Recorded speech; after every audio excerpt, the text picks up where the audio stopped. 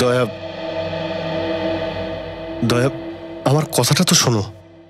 কেন, বলার আর কিছু বাকি আছে নাকি? আমি জানি তুমি আমার উপর রেগে আছো, কারণ কারণ আমি তোমায় মিথ্যে কথা বলেছি। কিন্তু জানো কেন? কারণ ওই দিন তোমাকে দেখে মনে হচ্ছিল তুমি খুব খুশি, আর ওই মুহূর্তে আমি তোমায় কোনো কষ্ট দিতে চাইনি দয়া, শুধু এই জন্য আমি তোমায় মিথ্যে বলেছিলাম। তুমি আমার মুখে কোনো কষ্ট দেখতে চাও না, তাই না? কিন্তু আমার খুশি কেন ছিনিয়ে নিলে তুমি? হ্যাঁ, তুমি জানতে যে শ্রেয়াকে আমি মনের কথা কিছুতেই বলতে পারবো না, আমার এতটা সাহস ছিল না। সেই জন্য আমি সমস্ত কথা ওই চিঠিতে লিখেছিলাম, আর ভেবেছিলাম যে আমার সবচেয়ে প্রিয় বন্ধু ওই চিঠি শ্রেয়ার কাছে পৌঁছে দেবে। কিন্তু এত কিছু ঘটে গেল, চিঠিটা তুমি শ্রেয়াকে দাওনি কেন? এমন কেন করলে তুমি আমার সঙ্গে? ওটা অ্যাকচুয়ালি না না, মনে হয় অভিজিৎ তোমার কাছে এর কোনো জবাব নেই। অভিজিৎ চাইলেই জবাব দিতে পারে, কিন্তু অন্য কারোর জন্য এই জবাব আমি তোমায় দিতে পারবো না। কার জবাব? আমি বলতে পারবো না দয়া। অভিজিৎ, ধাঁধা করে কথা বলা বন্ধ করো। তুমি বন্ধু আমার না, সব খুলে বলো, খুলে বলো সব। ব্যাপারটা সেরকম নয়। বন্ধুত্বের জন্য তো আমি নিজের জীবন দিতে পারি। হ্যাঁ, মিথ্যেও বলতে পারো। কি? হ্যাঁ, আমি তোমায় মিথ্যে বলেছি, কিন্তু তোমার জন্য মিথ্যে বলেছি। তোমার যাতে কষ্ট না হয় সেই জন্য মিথ্যে বলেছি। তো আমার কোনো কষ্ট হয়নি? হ্যাঁ, আমি খুশি আছি, কিন্তু শুধু আর শুধুই তোমার জন্য আমি এইরকম খুশি আছি আজ, তোমার জন্য।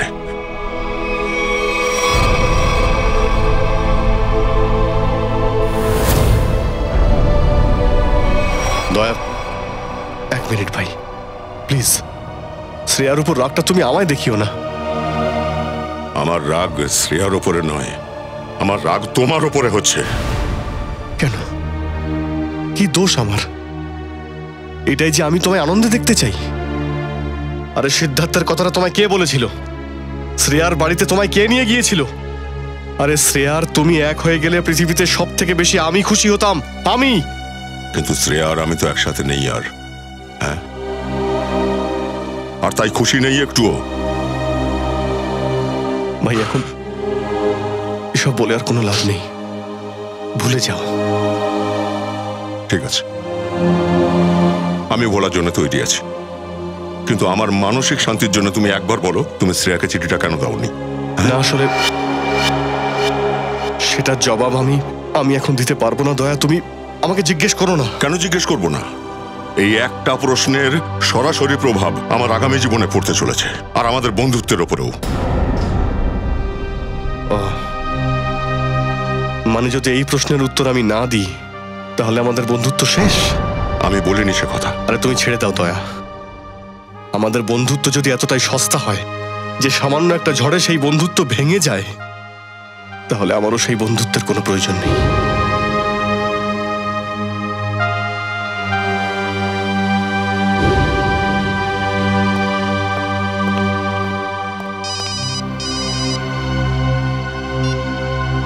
Hello,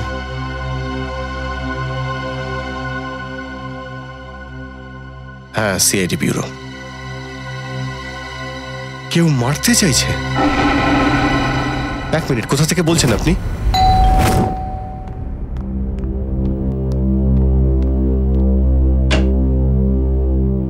CID?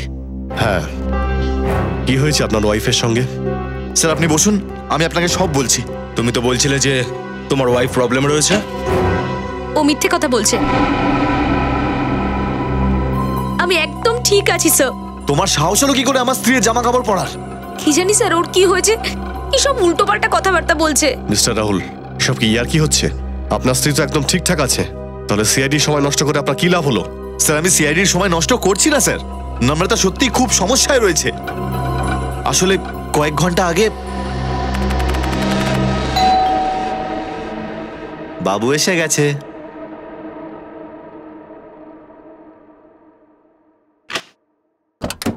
হ্যাঁ স্যার, আপনার নতুন রান্নার লোক।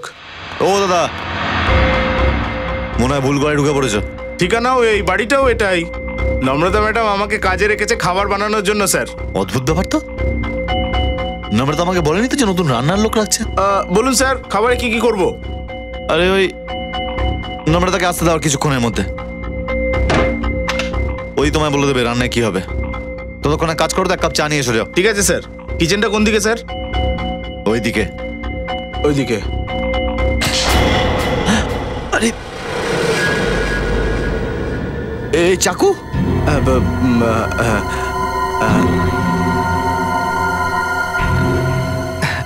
ভয় পাবেন না স্যার, এটা দিয়ে আমি ফল কাটি, সবজি কাটি আর মাংসও কাটি স্যার। ঠিক আছে ঠিক আছে, তুমি যাও তুমি যাও। যাচ্ছি স্যার, চা করছি স্যার। হ্যাঁ। এই কাকে জুটিয়েছে নম্রতা এখানে?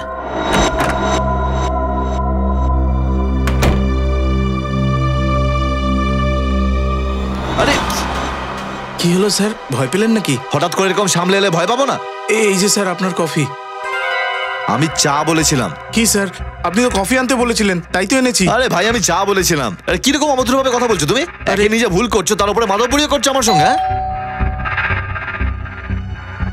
কাকে ছুটিয়ে এনেছে কে জানে। সরি ডার্লিং, আসতে একটু লেট হয়ে গেল। ওই মলে না একটা ভালো সেল চলছে, তাই একটু বেশি শপিং করছিলাম। এক্সকিউজ মি, আপনি কে? আরে এইভাবে ঘরে ঢুকে বললেন কি বলে? হ্যাঁ, তাই বুঝি একটু বেশি খরচ করেছি বলে তুমি নিজের ওয়াইফের সাথে এইভাবে কথা বলবে? ওয়াইফ? আরে কে তুমি? আর নম্রতা কোথায়? তোমার সামনে। আচ্ছা, এইবার বুঝতে পারছি। আমার বই তোমাকে বলেছে না যে এসে আমার সঙ্গে ইয়ার্কি করতে? হ্যাঁ রাহুল, হোয়াটস রং উইথ ইউ? এরকম ভুলভাল কথা বলছো কেন? এই নাটক অনেক হয়েছে কিন্তু। হ্যাঁ, নম্রতা কোথায়? আমি এক্ষুনি ফোন করছি ওকে।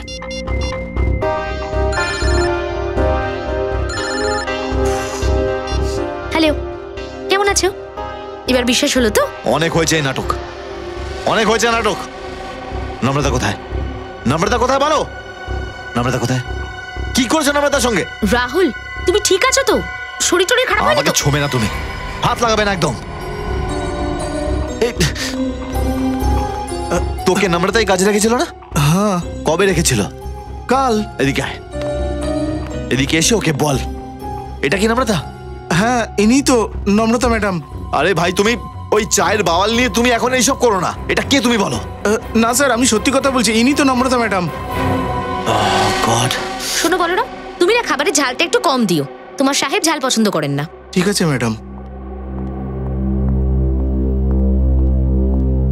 এসব কি হচ্ছে আমার সাথে? কিছু একটা করতেই হবে। কি করব? সিআইডি কে কল করি আমি। স্যার, খুব ভালো হয়েছে যে ফ্রেডি স্যার আমাদের সাথে নেই, নাহলে আসল আর নকল চিনতে গিয়ে উনি ভিড়মি খেয়ে যেতেন। এই নিন স্যার, আপনাদের সবার জন্য জল। দেখুন স্যার, দেখুন কিভাবে এই দুটো বহুরূপী আমার ঘরে ঢুকে পড়েছে। কে জানে এরা এরা নম্রতার সঙ্গে কি করেছে। রাহুল, আমি তোমার ওয়াইফ নম্রতা। স্যার, আপনি একটা বানানো গল্প শুনে নিজেদের সময় নষ্ট করছেন। আমি কালকে ওকে ডক্টরের কাছে নিয়ে যাব স্যার। প্লিজ ক্ষমা করে দেবেন, আমার হাজবেন্ডের জন্য আপনাদের এত প্রবলেম হলো। কোনো ব্যাপার না, আমরা যখন এসে গেছি আসল ব্যাপারটা বুঝেই তারপর যাব। মিস্টার রাহুল, আপনার কাছে কি প্রমাণ আছে যে ইনি আপনার স্ত্রী নম্রতা নন? প্রমাণ? হ্যাঁ আছে স্যার, আমার স্ত্রীর ছবি আমার ফোনে। কি হয়েছে মিস্টার রাহুল? হ্যাঁ, এইটা কি করে সম্ভব? আমার ফোনে আমার আর আমার স্ত্রীর প্রায় 100টা ছবি ছিল, একটাও নেই এখন। মনে পড়েছে স্যার, আমি যখন স্নান করতে গেছিলাম না, আমি আমার ফোন এই টেবিলে রেখেছিলাম। নিশ্চয়ই এই মালটাই ওই ছবিগুলো ডিলিট। স্যার এই ডিলিট করেছে স্যার, আমি বলছি শুনুন। কি বলছেন কি স্যার? আমি এত দামি ফোন কোনোদিন ব্যবহারই করিনি স্যার, ফটো কি করে ডিলিট করব? স্যার এই মিথ্যে কথা বলছে স্যার। স্যার এই ছবিগুলো ডিলিট করেছে। এক মিনিট। যদি মোবাইলে কোনো ফটো না থাকে তাহলে বিয়ের ছবি তো নিশ্চয়ই আছে আপনার বিয়ের অ্যালবামে। হ্যাঁ স্যার আছে, পুরো অ্যালবাম রয়েছে। দাঁড়ান স্যার, আমি নিয়ে আসছি।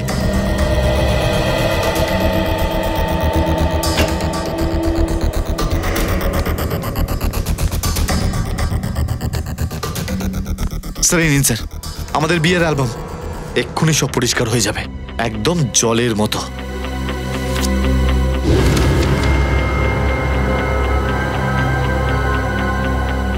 আপনি বলতে চাইছেন যে ইনি আপনার স্ত্রী নম্রতা নন? না স্যার, এ আমার স্ত্রী নয়। আমার মনে হয় অ্যালবামটা আপনি একবার দেখে নিলে খুব ভালো হবে।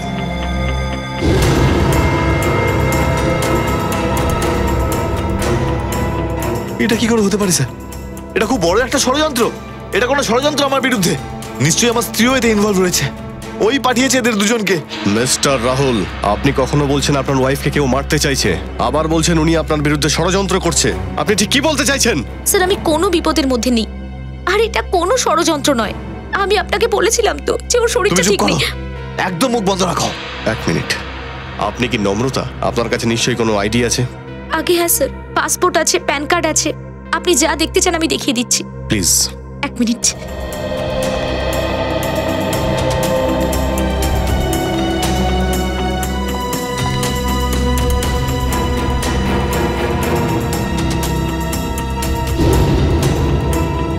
নম্রতা, আইডি অনুযায়ী তো ইনি নম্রতা। স্যার এটাও তো হতে পারে যে এই মেয়েটার নামও নম্রতা, আর এই কথাটার সুযোগ নিয়েই ও আমার স্ত্রীর জায়গা নিতে চাইছে। স্যার নাম সেম হতে পারে, কিন্তু বার্থডে 19 অগস্ট 1986। বার্থডেটাও এক স্যার। এত বড় কোইন্সিডেন্স, তাই না রাহুল? আচ্ছা এটা বলুন যে আপনার ওয়াইফেরও জন্মদিন কি এই একই ডেটে? হ্যাঁ স্যার, ডেট তো একই, কিন্তু এটা কোইন্সিডেন্সও হতে পারে তো স্যার? এটা কোইন্সিডেন্স, ওটা কোইন্সিডেন্স। মিস্টার রাহুল, আপনার কথায় আমরা সবাই কেন বিশ্বাস করব? কেন? স্যার আমি সত্যি কথা বলছি স্যার, ওই মিথ্যে কথা বলছে। তুমি নম্রতা তো? তাহলে আমাকে বলো যে আমাদের বিবাহ বার্ষিকী কবে? আরে বলো না আমাদের বিবাহ বার্ষিকী কবে? দেখলেন স্যার, এ নিজেও জানে না, ও মিথ্যে কথা বলছে। বলো না আমাদের বিবাহ বার্ষিকী কবে? 14 ফেব্রুয়ারি। স্যার রাহুল আমাকে খুব ভালোবাসে।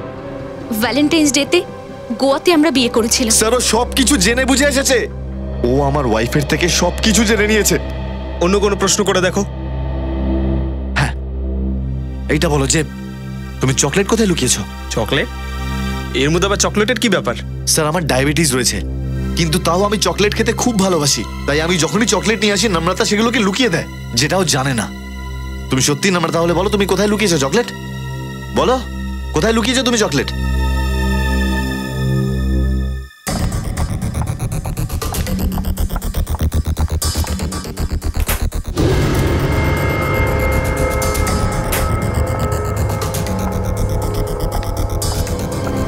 এই নাও চকলেট, তবে আমি এটা খেতে দেবো না, তোমার ডায়াবেটিস আছে। আমার ডায়াবেটিস নেই, আমাকে দিয়ে দিন। Thank you. এবার আপনার কি বলার আছে মিস্টার রাহুল? স্যার স্যার আমি সত্যি বুঝতে পারছি না সব কি হচ্ছে। ঠিক আছে, এক মুহূর্তের জন্য আপনার কথা বিশ্বাস করছি, কিন্তু উনি আপনার স্ত্রী কিনা সেটার উত্তর এই বাড়িতেই পাওয়া যাবে। তল্লাশি নাও প্রত্যেকটা রুমের।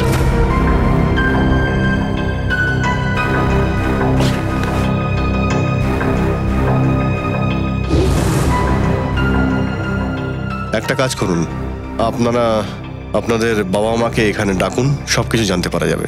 স্যার আমার মা বাবা তো এই পৃথিবীতে আর নেই। স্যার আমারও নেই।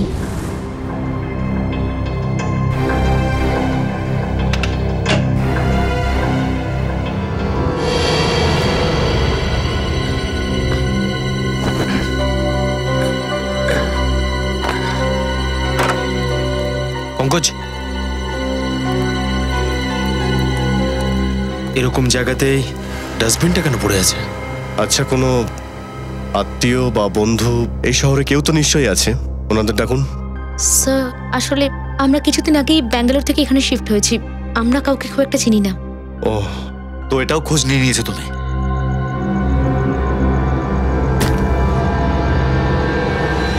স্যার স্যার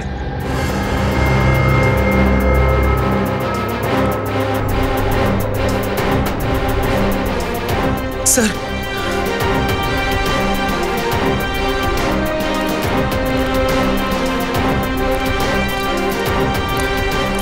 স্যার লাশ।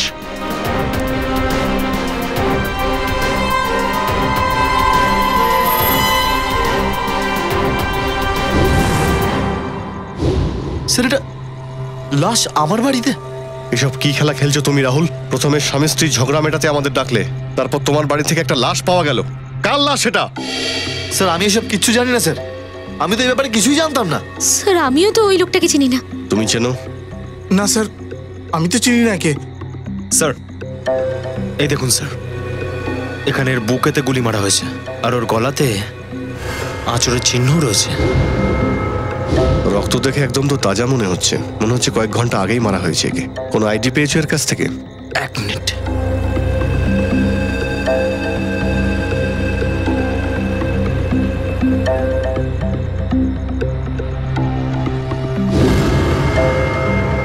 স্যার ওর নাম পুলক রবিন। পুলক রবিন? স্যার আমি এর নামটা কোথাও পড়েছি। পড়েছো? কোথায় পড়েছো? স্যার ইনি তো খুব নামি দামি টিভি সিরিয়াল রাইটার স্যার, ওই ঘর সংসারের। আমি দেখি স্যার। একজন টিভি সিরিয়াল রাইটারের লাশ আমার বাড়িতে? পঙ্কজ, মোবাইলে দেখো, ইন্টারনেটে মিস্টার পুলকের ছবি বের করো। দেখো এই লোকটাই মিস্টার পুলক নয় তো?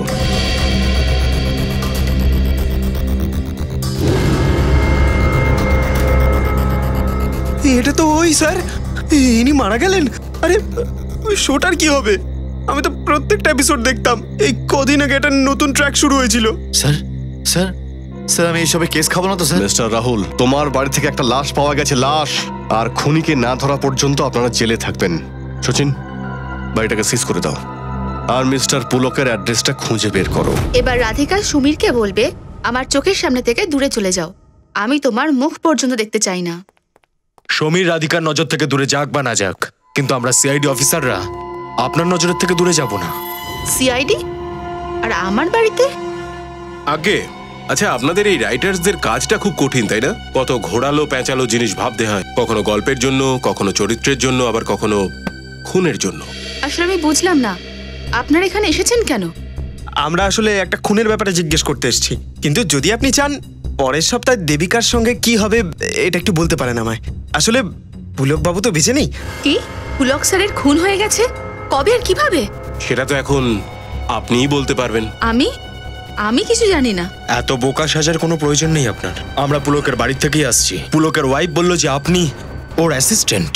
আর কালকে সন্ধেবেলা ও আপনার সঙ্গেই দেখা করতে বেরিয়েছিল, তারপর আর বাড়িতেই ফেরেনি।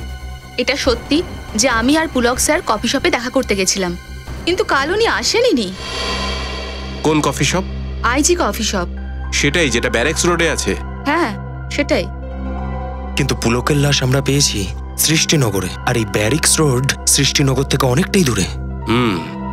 তার মানে এটা দাঁড়ালো যে তুমি পুলককে কফি শপে ডেকেছিলে, তারপর ওকে ভুলিয়ে ভালিয়ে তুমি সৃষ্টিনগরে নিয়ে গেলে আর সেখানে নিয়ে গিয়ে ওকে খুন করে দিলে। না, এসব ভুল ভাবছেন। আমি এরকমটা কেন করব? কারণ তুমি পুলককে হিংসা করতে আর ওর জায়গাটা নিতে চাইতে, সেই জন্য তুমি পুলককে খুন করে দিয়েছো। এসব মিথ্যে। আমি 8টা থেকে 11টা অবধি ওনার জন্য ওখানে অপেক্ষা করেছি, কিন্তু উনি ওখানে পৌঁছাননি। আমি বাড়ি চলে আসি আর ওনাকে ফোনেও পাচ্ছিলাম না। আপনার কথায় কতটা সত্যি রয়েছে আর কতটা মিথ্যে সেটা খুব তাড়াতাড়ি জানা যাবে। আপাতত আপনি আমাদের সঙ্গে চলুন। কিন্তু কোথায়? এগুলো কি? আর আপনারা আমাদের এখানে কেন আনলেন? কেউ কিছু বলছে না কেন? 1 মিনিট, শান্ত হয়ে যান ম্যাডাম, সবকিছু জানতে পারবেন। আমি পুলকের স্ত্রী, আর আপনারা আমার উপর সন্দেহ করছেন। আমরা কাউকে সন্দেহ করছি না, আমরা আমাদের ডিউটি করছি। এটা না। আপনি প্লিজ নিজের হাতটা একটু বাড়িয়ে দিন। আমাদের আপনার রক্তের স্যাম্পল নিতে হবে। রক্তের স্যাম্পল? কিন্তু কেন? কারণ পুলকের ঘাড়ে আমরা কিছু আঁচড়ে চিহ্ন পেয়েছি, আর ওই আঁচড়ে নেল পালিশের চিহ্ন রয়েছে। তার মানে এটা পরিষ্কার, পুলকের খুনে কোনো মহিলার হাত আছে। আসুন, হাতটা বাড়িয়ে দিন। আপাতত এই কেসে মহিলা বলতে আপনারা 3 জনই। স্যার আপনারা খুনিকে খুঁজতে এত পরিশ্রম করছেন, প্লিজ আমার বউকে একটু খুঁজে দিন না। কি জানে নম্রতা এখন কোন অবস্থায় রয়েছে, কোথায় রয়েছে। আবার সে একই কথা রাহুল। আর কতক্ষণ খেলবে এই খেলাটা? একবার নয় বারবার তোমাকে বলেছি যে আমিই তোমার ওয়াইফ নম্রতা। এই তুমি চুপ করবে? খালি মিথ্যে কথা বলে যাচ্ছে। কি চাই তোমার? হ্যাঁ, টাকা চাই? কত টাকা নেবে বলো আমার জীবন আর আমার বাড়ি থেকে বেরোতে? কি? আমি? আর টাকা? কি বলছো তুমি রাহুল? মিস্টার রাহুল, আপনার কাছে আপনার স্ত্রীর কোনো ছবি নেই, তার চেহারাটা তো মনে আছে। অন্তত তার একটা স্কেচ তো আঁকাতে পারবেন। হ্যাঁ স্যার, অবশ্যই। চুল সামনে থেকে, হ্যাঁ এখান থেকে একটু লম্বা। হ্যাঁ স্যার, আমাদের ক্রিমিনাল ডেটাবেসে এই রান্নার লোকের কোনো রেকর্ড নেই। দেখলেন স্যার, বলেছিলাম না আমি একদম নির্দোষ স্যার, আমাকে যেতে দিন না স্যার।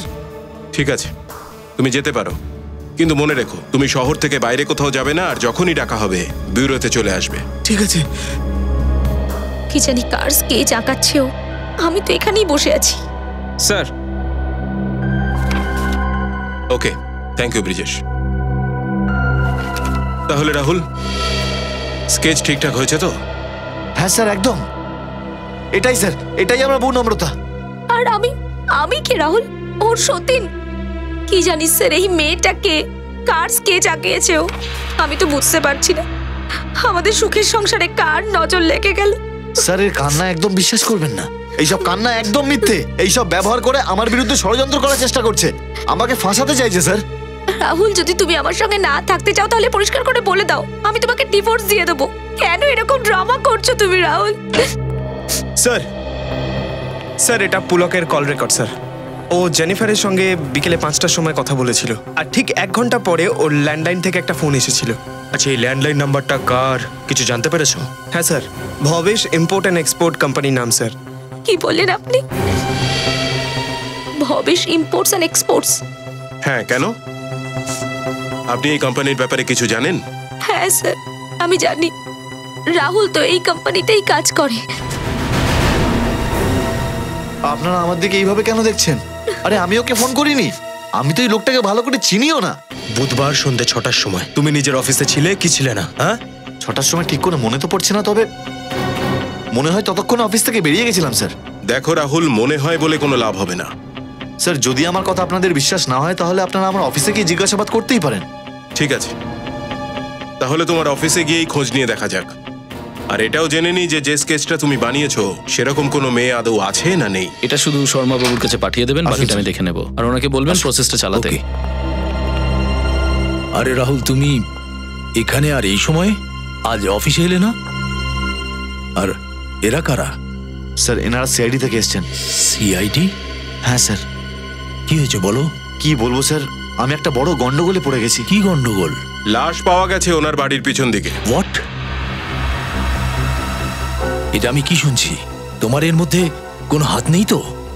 না স্যার, আমার এতে কোনো হাত নেই। আর বিশ্বাস করুন, আমি তো এই লোকটাকেও চিনি না যার লাশ আমার বাড়ি থেকে পাওয়া গেছে। মিস্টার ভবেশ, আপনি একটু আপনার সব স্টাফেদের ডাকবেন। সুমিত,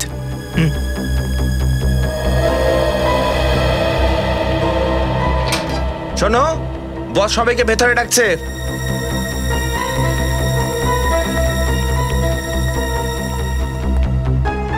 এই ছবিটাকে দেখুন, এর নাম হচ্ছে পুলক, যার লাশটা আমরা রাহুলের বাড়ি থেকে পেয়েছি।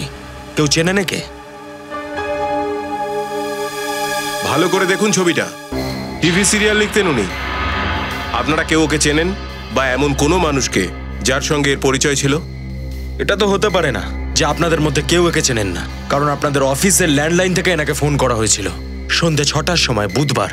হোয়াট? তাহলে হয়তো রাহুলই করেছে। তো আমি কেন ফোন করব?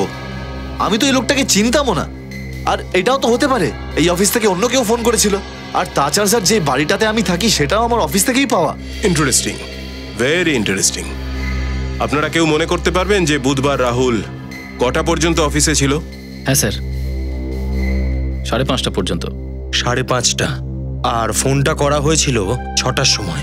আপনাকে অনেক ধন্যবাদ আমাদের সমস্যাটা মেটানোর জন্য। Thank you. হরিশ, তুমি কি আমাকে আরো একটা সাহায্য করবে? হ্যাঁ হ্যাঁ, বলো। তোমার মনে আছে তুমি খুব ইম্পর্টেন্ট পেপারস নিয়ে আমার বাড়ি এসেছিলে?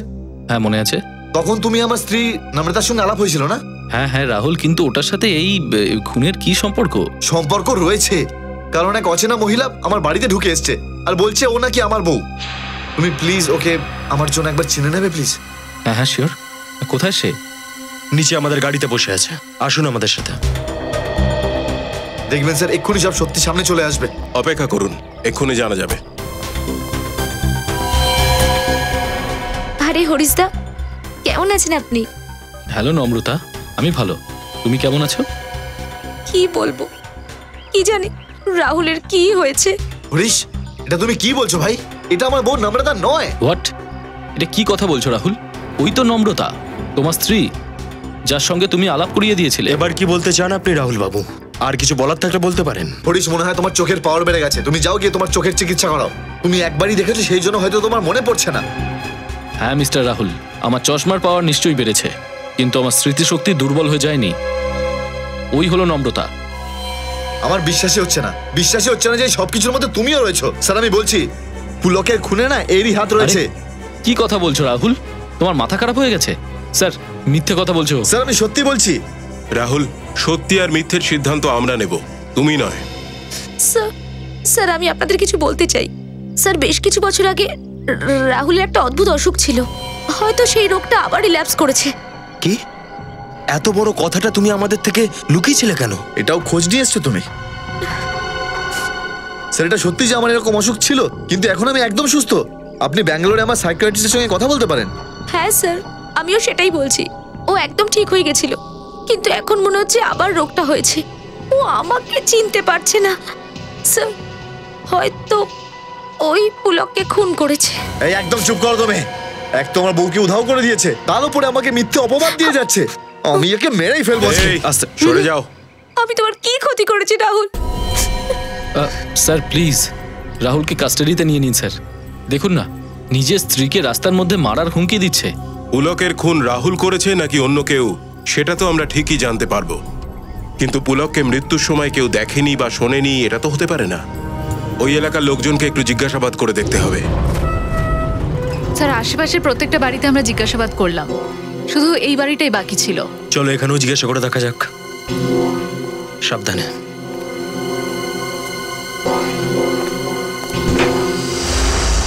দরজা তো খোলা। কেউ এরকম ভাবে ঘরের দরজা কেন খুলে রাখবে? আর এখানে এই ক্যামেরাটা কেন? এখানেও একটা। কিছু তো গন্ডগোল রয়েছে এখানে। একটা কাজ করা যাক, ভালো করে বাড়িটাকে সার্চ করে দেখা যাক।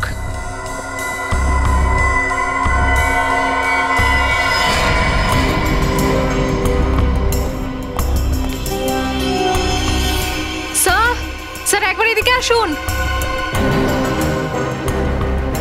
এই দেখুন, আরো একটা ক্যামেরা, দুটো কম্পিউটার স্ক্রিন, স্পিকার আর হেডফোন। দুটো কম্পিউটার স্ক্রিন একসঙ্গে, বাইরে আর এখানে ক্যামেরাও লাগানো।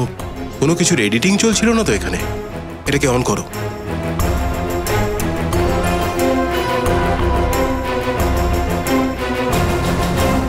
হ্যাঁ স্যার, আপনার নতুন রান্নার লোক।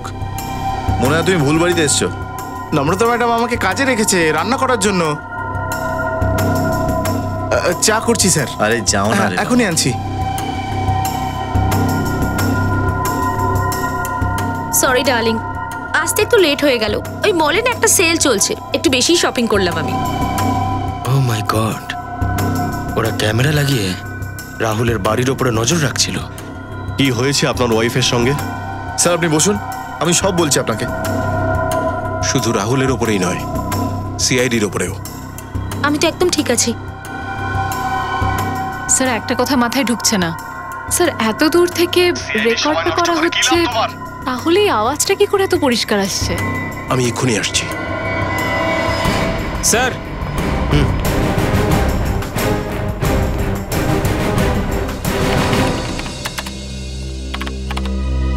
একটা কাজ করো, পুরো বাড়িটাকে ভালো করে সার্চ করো। হতে পারে এখানে কিছু পেয়ে যাবো। চলো।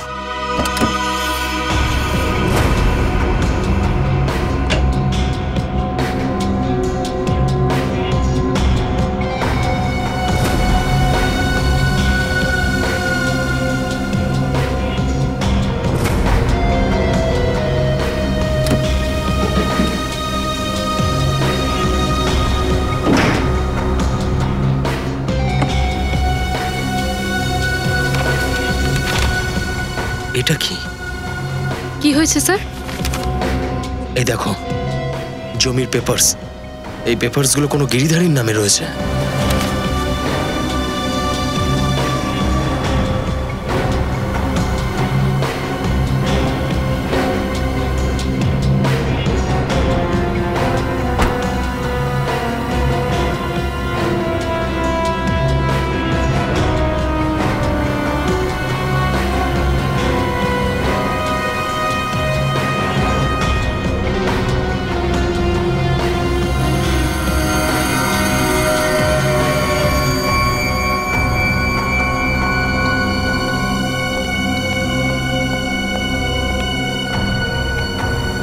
শ্রেয়া, তোমার সব প্রশ্নের উত্তর এই মাইক্রোফোন, যেটা আমি রাহুলের ঘরে পেলাম। স্পিকারের ভিতরে লুকিয়ে রাখা হয়েছিল। তার মানে গিরিধারী যে কিনা রাহুলের বাড়ির ওপরে নজর রাখছিল, ওই মাইক লাগিয়েছে এখানে। কে গিরিধারী? আচ্ছা, এই কিছু পেপারস পেয়েছি আমরা, যার মধ্যে লেখা রয়েছে যে গিরিধারী এই বাড়িটার মালিক। আপনারা সুন্দরবাবুর অতিথি নাকি? তুমি কে? আমি এখানে ভাড়া থাকি, কিন্তু আপনারা কারা? আমরা সিআইডি অফিসার। সিআইডি? হ্যাঁ, সিআইডি। দেখে মনে হচ্ছে যে তুমি বাইরে কোথাও গেছিলে। হ্যাঁ স্যার, আমি তো এক্ষুনি গোয়া থেকে ফিরছি। আর আপনারা এখানে সুন্দরবাবু কিছু... এক মিনিট, এই সুন্দরবাবুটাকে? স্যার, আমি যখন এখান থেকে যাচ্ছিলাম আমি সুন্দর নামে একটা লোককে এখানে দিয়েছিলাম ভাড়া। অসাধারণ ব্যাপার, তুমি নিজে এখানে ভাড়াতে থাকো আর অন্য আরেকজনকে ভাড়াতে দিয়ে দিলে। স্যার, আমি ভাবলাম যে গোয়া যাওয়ার খরচাটা উঠে আসবে, তাই। আর গিরিধারী বাবু, এই বাড়িটা যার, তিনি কোথায়? স্যার, উনি তো লন্ডনে থাকেন স্যার, বছরে একবারই ইন্ডিয়া আসতে পারেন। ও, তারই সুযোগ নিচ্ছ তুমি? এই কম্পিউটার, ক্যামেরা, এগুলো তোমার? না স্যার, এগুলো তো আমার নয়। মিথ্যা কথা বলছো তুমি। রাহুলের বাড়ির ওপরে নজর রাখছিলে তুমি, গোয়েন্দাগিরি করছিল ওর ওপরে। গোয়েন্দাগিরি? স্যার, আমি রাহুলের ওপর গোয়েন্দাগিরি করছিলাম না। দেখো, আমরা রেকর্ডিং দেখে নিয়েছি, সত্যিটা বলো এবার। ম্যাডাম, আমি তো কলেজে পড়ি, এত দামি দামি জিনিস আমি কোথা থেকে পাবো? তাহলে এই সমস্ত জিনিসপত্র কার? ওই লোকটা যাকে তুমি এখানে ভাড়াতে রেখেছিলে, সুন্দরের? স্যার, হতে পারে স্যার। নাম্বার দাও সুন্দরের। স্যার, গত সপ্তাহে আমার মোবাইল গোয়ায় চুরি হয়ে গেছিল, তো তাই তোমার সব নাম্বার ডিলিট হয়ে গেছে? হ্যাঁ। খুব ভালো অজুহাত। নিজের মোবাইল নাম্বারটা দাও। সুন্দরের নাম্বার তো আমরা তোমার মোবাইল রেকর্ডসেই পেয়ে যাব। স্যার, সালুকি স্যারের ডিএনএ রিপোর্ট এসে গেছে। পুলকের আঁচড়ের দাগ থেকে যে নেল পলিশ পাওয়া গেছিল সেটা নাইবা নম্রতার ছিল, আর নাইবা সঞ্জনার বা জেনিফারের। তার মানে এই কেসটাতে অন্য কোনো একজন মহিলাও জড়িত আছে? হতে পারে ওই স্কেচের মহিলা, যাকে রাহুল নিজের বউ বলছে। হতেও পারে সেটা। যতক্ষণ না আমরা ওই মহিলার ব্যাপারে কিছু জানতে পারি, কিছু বলা যাবে না। কি হলো, ওই নেল পেন্টের ব্যাপারে কিছু কি জানতে পারা গেল?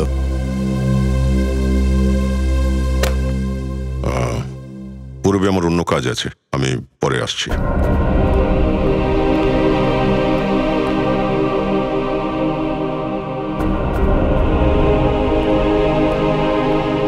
স্যার, যতীনের ফোন রেকর্ডস আমরা চেক করেছি।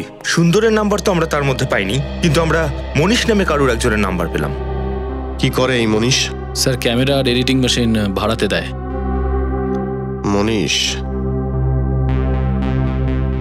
এই মনীষের সঙ্গে দেখা করতে হবে। এই স্যার সুন্দর আঙ্কেল, যাকে আমি ঘরটা ভাড়া দিয়েছিলাম। কে কে সুন্দর? আমি তো মনীষ। খুব খারাপ ব্যাপার মনীষ বাবু, আপনি এত দামি দামি ক্যামেরাগুলো ওরকম ফাঁকা ঘরে ফেলে এলেন। ওনাকে তো আমাদের অ্যারেস্ট করতে হবে। দাঁড়া!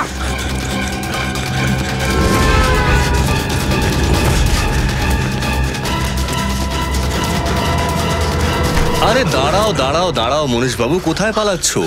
এখনো তো তোমার অডিশনই বাকি, যেটা এখান থেকে শুরু হচ্ছে। আমার কোনো ইচ্ছে ছিল না স্যার, আমি তো শুধু সেটাই করেছি যেটা আমাকে করতে বলা হয়েছিল। যে আমার দোকান থেকে ক্যামেরা আর এডিটিং মেশিন ভাড়াতে নিয়েছিল, সেই আমাকে বলেছিল এসব করতে। যে তোমার থেকে ক্যামেরাগুলো ভাড়ায় নিয়েছিল, সেই তোমাকে ওই ঘরটা ভাড়া নিতে বলেছিল? হ্যাঁ স্যার, ওই আমাকে বলেছিল যে ক্যামেরা আমি এমন ভাবে লাগাবো যাতে সামনের ঘরে সবকিছু দেখতে পাওয়া যায়। এবার তো দেখা করতে হবে তার সঙ্গে। সেই মানুষটি কে? বলুন। আমরা সিআইডি থেকে আসছি। সিআইডি? আসুন। ভবেশের ব্যাপারে কিছু জানা গেল? ভবেশের ব্যাপারে কিছু জানতে পেরেছি মানে? আমরা তো ভবেশের সাথে দেখা করতে এসেছি। কিন্তু কাল থেকে তো বাড়ি ফেরেনি, ওকে ফোনেও পাচ্ছি না। কি? কাল থেকে বাড়ি ফেরেনি? আপনি পুলিশে রিপোর্ট লিখিয়েছেন? আমি রিপোর্ট লিখিয়েছিলাম, কিন্তু ওরাও কিছু জানাতে পারেনি। স্যার, মনে হয় ওরা জানতে পেরে গেছে যে আমরা আসবো, তাই।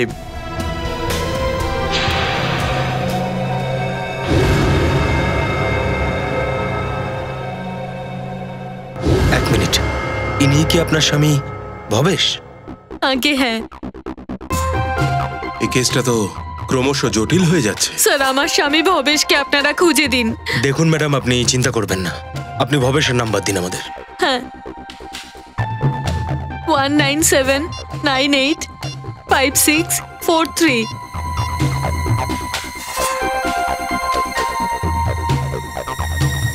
ভবেশের ফোন তো অফ বলছে। পঙ্কজ, ভবেশের মোবাইলের IMEI নাম্বার থেকে খোঁজ নাও, ওর মোবাইলটা এখন কোথায়। আমি শেষবারের জন্য জিজ্ঞাসা করছি ভবেশ তোমাকে, ওই সিডি তুমি কোথায় রেখেছো? আমি কিছুতেই বলবো না। আমি যদি ডুবেও যাই তোমাদের সবাইকে একসাথে নিয়ে ডুববো, বুঝেছো? আমি ডুবি বা না ডুবি, কিন্তু তোমার জীবন শেষ হতে চলেছে। নিজের ভগবানকে ডেকে নাও।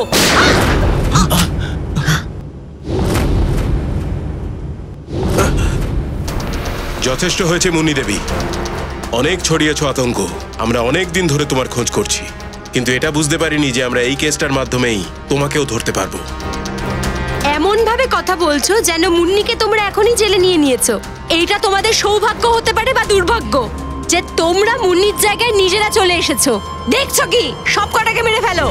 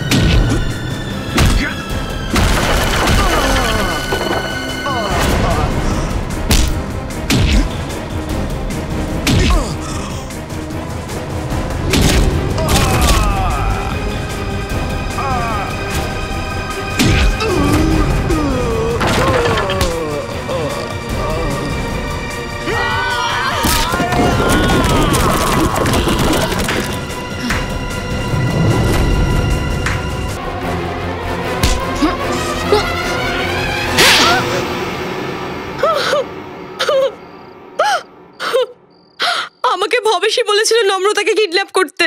কি ভবেশ, নম্রতা তোমার কি ক্ষতি করেছিল? গল্পটা একটু লম্বা। কোনো ব্যাপার না মিস্টার ভবেশ, সিআইডির কাছে অপরাধীদের গল্প শোনার জন্য সব সময় থাকে। শুরু করুন আপনার গল্প। এটা সেই সময়ের কথা যখন আমি শহরে প্রথম এসেছিলাম। টেলিভিশনের দুনিয়ায় লেখক হিসেবে নিজের নাম প্রতিষ্ঠিত করতে চেয়েছিলাম। আলাদা আলাদা ধরনের গল্প লিখেছিলাম, আলাদা আলাদা ধরনের চরিত্রের জন্ম দিয়েছিলাম। আমার চোখে শুধু একটাই স্বপ্ন ছিল, কিভাবে আমার লেখা গল্পগুলো ছোট পর্দায় জীবন্ত হয়ে ওঠে। কিন্তু তোমার তো ইম্পোর্ট এক্সপোর্টের বিজনেস ছিল না? আসলে আমার সাথে এমন কিছু ঘটেছিল যাতে আমি বাধ্য হয়েছিলাম আমার স্বপ্নকে একেবারে শেষ করে দিতে। যার সাথে আমি ভাড়ার ঘরে থাকতাম, যাকে আমি আমার বন্ধু বলে মনে করতাম, সে আমাকে ঠকিয়েছিল। সে আমার গল্পগুলোকে চুরি করে আর একটা চ্যানেলে বেচে দিল, আর রাতারাতি বড় লোক হয়ে যায়। চারিদিকে ওকে নিয়ে আলোচনা, ওরই কথা। আমি এই যন্ত্রণা সহ্য করতে পারিনি। তারপর আমি আমার ক্যারিয়ারকে মোড় দিয়েছিলাম আর ভবেশ ইম্পোর্ট এক্সপোর্টের বিজনেস শুরু করে দিয়েছিলাম। কিন্তু এসব কিছুর সাথে আমার কিডন্যাপিং এর কি সম্পর্ক? এটা সত্যি কথা যে আমি আমার লাইনটা বদলেছিলাম, কিন্তু এটাও সত্যি যে আমার ভেতরে আজও একজন লেখক বেঁচে আছে। টেলিভিশনে কিছু করে দেখানোর একটা প্রবল ইচ্ছে রয়েছে আমার ভেতরে। আমি আবার হাতে কলম তুলে নিই আর একটা অভাবনীয় রিয়েলিটি শো এর কনসেপ্ট লিখে ফেলি, যাতে স্বামী স্ত্রীর মধ্যে কোনো একজনের জায়গায় একজন অচেনা মানুষ যদি চলে আসে তাহলে ওই পার্টনারের কি প্রতিক্রিয়া হবে, এরকম একটা রিয়েলিটি শো লিখেছিলাম আমি। কি এগুলো একটা রিয়েলিটি শো ছিল? চ্যানেলের আমার কনসেপ্ট ভীষণ ভালো লেগেছিল, কিন্তু ওনারা এটা জানতে চাইছিলেন যে এটাকে পর্দায় কিভাবে প্রতিফলিত করা হবে। তো আমি একটা পাইলট এপিসোড বানানোর কথা ভাবলাম, আর এক্সপেরিমেন্ট করার জন্য আমি আমার কোম্পানিতে আসা নতুন এমপ্লয়ি রাহুলকে ভাবলাম। বাহ, দারুণ ব্যাপার। যদি তুমি একান্ত রিয়েলিটি শোই বানাতে চাইতে তাহলে তো সেটা সঠিক উপায় বানাতে পারতে। আইন নিজের হাতে তুলে নেওয়ার কি দরকার ছিল তাহলে তোমার? আমি তো চেষ্টা করেছিলাম ভালো রাস্তায় এই জিনিসটা বানানোর, কিন্তু কেউ আমাকে সাহায্য করতে আসেনি। আমি তখন ভাবলাম তাহলে কিছুদিনের জন্য নম্রতাকে অপহরণ করে দেখি। তখন আমার দুজন শিল্পীকে নিয়ে বাবুর্চি আর নকল নম্রতাকে তার বাড়িতে পাঠিয়ে দেব, আর কাজ হয়ে গেলে আসল নম্রতাকে আবার বাড়িতে পাঠিয়ে দিতাম। আর এসবের মধ্যে এই টিভি রাইটার পুলক রায়, ও কোথা থেকে এলো? পুলকের কথা বলছেন? পুলক হলো সেই ছেলেটা যে আমার আইডিয়াজ, আমার গল্পগুলো চুরি করেছিল আর বিখ্যাত হয়ে গেল। ও তো জানতে পেরে গেছিল যে আমি চ্যানেলে কিছু বড় একটা রিয়েলিটি শোর আইডিয়া জমা দিতে চলেছি। ব্যাস, ওটারই গোয়েন্দাগিরি করতে আমি এখানে এসেছিলাম। আজকে তো এটা জানতেই হবে, এই ভবেশ কোন বড় কনসেপ্ট চ্যানেলের লোকেদের বিক্রি করতে চলেছে।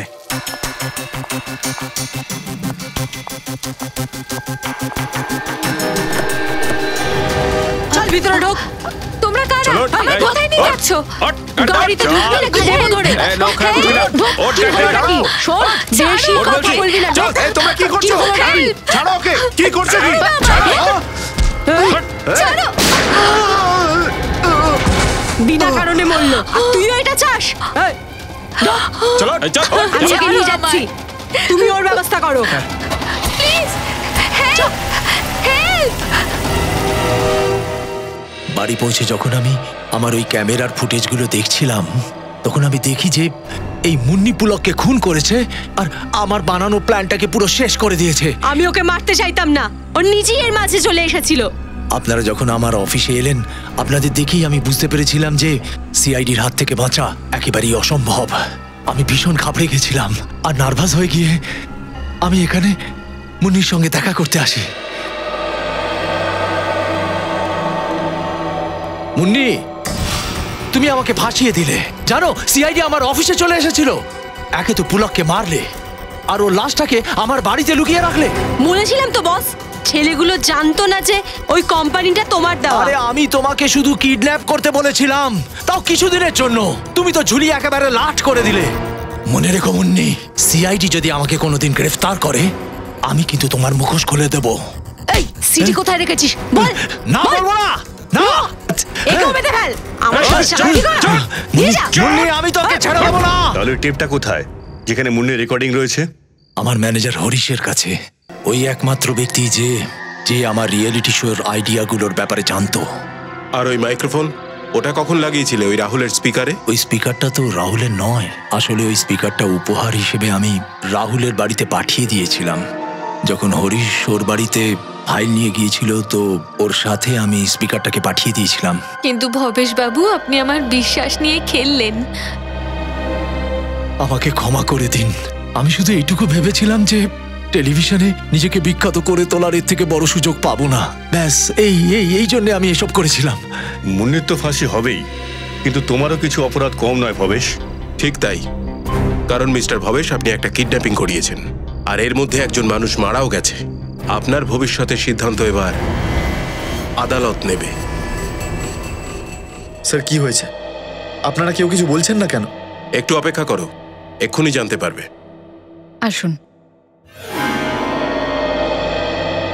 রাহুল।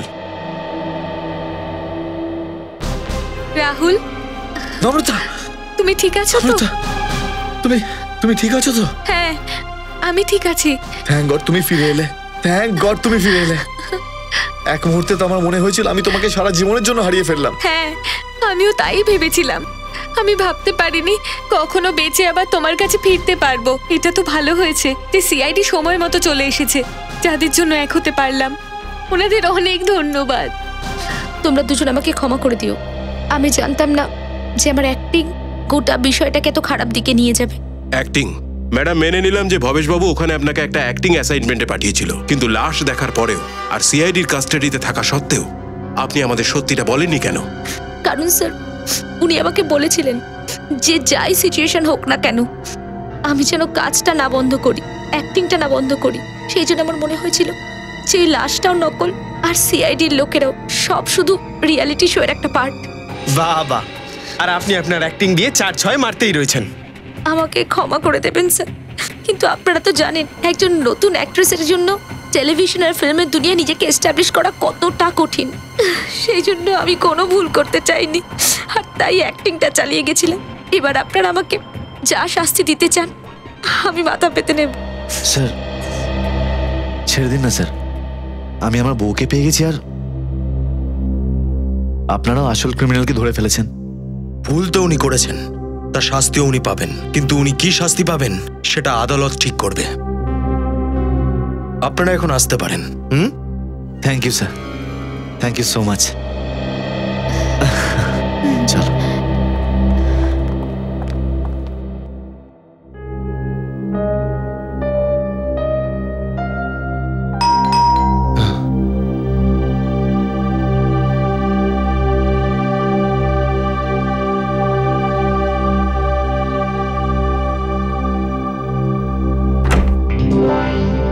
সারিকা, এসো এসো, ভালো হয়েছে তুমি এসেছো। সবকিছু ঠিক আছে তো অভিজিৎ? না, এই সময় ডাকলে এই জন্য জিজ্ঞাসা করছি। না মানে আসলে অ্যাকচুয়ালি তোমার সঙ্গে আমার কিছু দরকারি কথা আছে। একটু চিন্তিত মনে হচ্ছে, কি হয়েছে? অ্যাকচুয়ালি বুঝতে পারছি না আমি তোমায় কিভাবে এসব বলবো। আমি বুঝতে পেরেছি, দয়ের ব্যাপারে না? আমি জানি এসব শুনে তোমার খুব খারাপ লাগবে। আমার ডিসিশনটা চেঞ্জ হওয়ার আগেই আমি সারিকা, যখন এসপি স্যার এখানে ফিরে আসবেন তখন আমি ওনাকে এটা বলবো যে উনি যেন আমাকে ট্রান্সফার করে দেয়। কি transfer? I am sorry Sarika, আমি আর সহ্য করতে পারছি না। আমার আর দয়ার মধ্যে যা কিছু চলছে সেটা আমি। কিন্তু অভিজিৎ, কিন্তু দয়া তো তোমার বন্ধু। কিন্তু এখন তো আর কোনো বন্ধুত্ব নেই। কিন্তু এভাবে বন্ধুদের মধ্যে তো এরকম হতেই থাকে, এরকম ছোটখাটো ঝগড়া, এরকম ভুল বোঝাবুঝি। এর মানে তো এই নয় যে একটা বন্ধু এভাবে মুখ ঘুরিয়ে চলে যাবে। সারিকা, আমি ওর জন্য জীবন দিতে পারি, ব্যাপারটা সেটা নয়।